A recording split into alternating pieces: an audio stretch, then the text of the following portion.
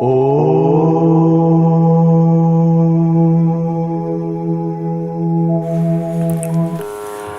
ओम तत्सत। इस वीडियो को देखने से पहले 10 महाविद्या साधना का प्रथम भाग आप लोग अवश्य देखें। उसमें 10 महाविद्या साधना से संबंधित कुछ विशेष बातें बताई गई हैं।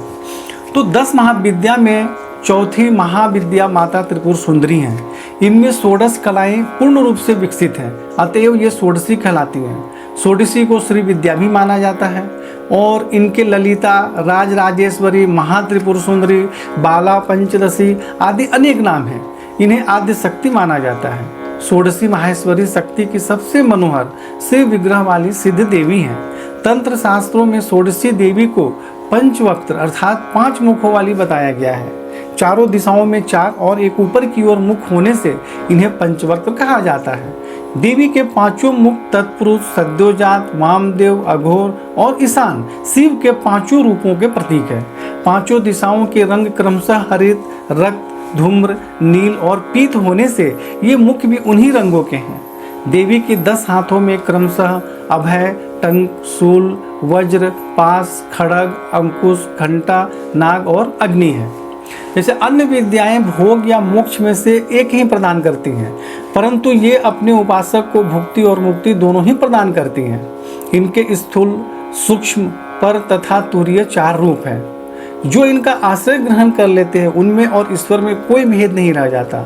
वस्तुतः इनकी महिमा अवर्णनीय है।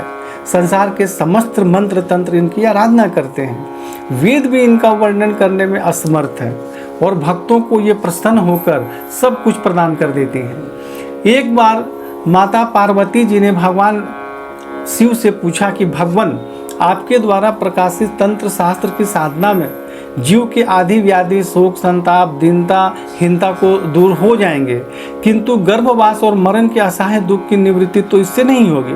तो कृपा करके इस दुख से निवृत्ति और मोक्ष पद की प्राप्ति का कोई उपाय बताएं। तो परम कल्याणमयी पारंबा के अनुरोध पर भगवान शंकर ने षोडशी श्री विद्या साधना प्रणाली को प्रकट किया। भगवान शंकराचार्य ने भी श्री विद्या के रूप में इन्हीं षोडशी देवी की उपासना की थी। इसलिए आज भी सभी शंकर पीठों में भगवती षोडशी, राज राजेश्वरी और त्रिपुर सुंदरी की श्री यंत्र के रूप में आराधना चली आ रही है। भगवान शंकराचार्य ने सौंदर्य लहरी में षोडशी श्री विद्या की स्तुति करते हुए कहा है कि अमृत के समुद्र में एक मणि का द्वीप है, जिसमें कल्प वृक्षों की बारी है, 9 रत्नों के 9 परकोटे हैं। उस वन में चिंतामणि से निर्मित महल में ब्रह्म में सिंहासन है, जिसमें पंचकृत्य के देवता ब्रह्मा, विष्णु, रुद्र और ईश्वर आसन के पाए हैं और सदाशिव फलक है।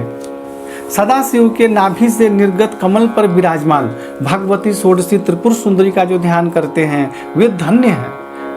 भगवती के प्रभाव से उन्हें मोक्ष और भोग दोनों ही सहज ही उपलब्ध हो जाते हैं। भैरव यामल तथा शक्ति लहरी में इनकी उपासना का विस्तृत परिचय मिलता है। इनकी उपासना श्री चक्र में होती है और ऋषि दुर्वासा इनके परम साधक थे। और गृहस्थ जीवन में भी सुख समृद्धि की प्राप्ति, संतान, वैवाहिक जीवन, धन धान समृद्धि प्राप्त करने के लिए भी माता की विशेष रूप से आराधना की जाती है। तो इस प्रकार आपने 10 महाविद्या का चतुर्थ भाग आज सुन लिया या आपने देख लिया, और आगे जो बाकी महाविद्याएं हैं उनके विषय में भी वीडियो बनाया जाएगा।